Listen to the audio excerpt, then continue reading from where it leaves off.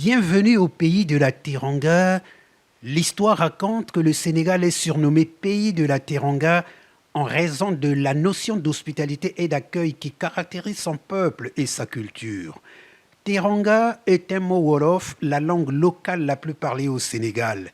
Bien plus qu'un mot, c'est un mode de vie, renseigne-t-on ici.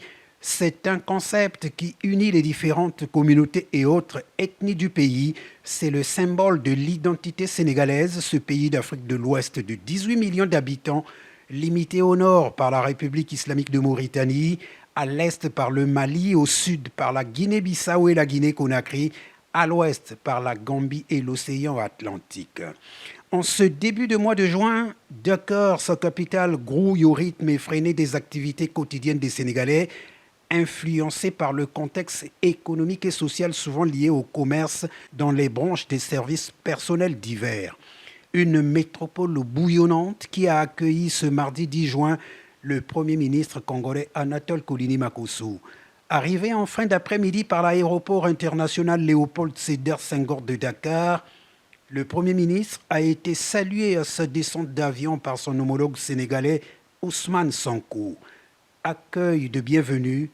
L'instant était solennel.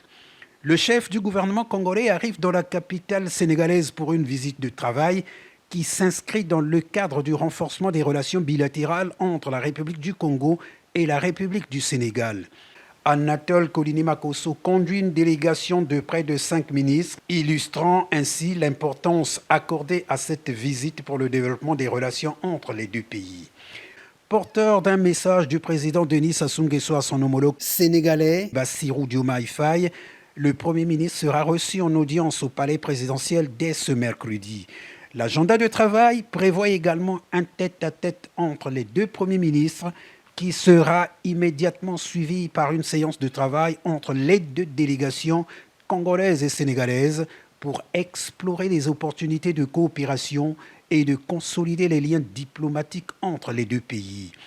Porté à la graduation par le Centre d'études diplomatiques et stratégiques de Dakar, organisme international à vocation académique reconnu par l'État du Sénégal, Anatole Koulini Makosso sera fait docteur honoris causa pour ses qualités académiques et son parcours professionnel. Maintes fois reportée depuis 2021, la cérémonie de graduation aura lieu ce vendredi 13 juin.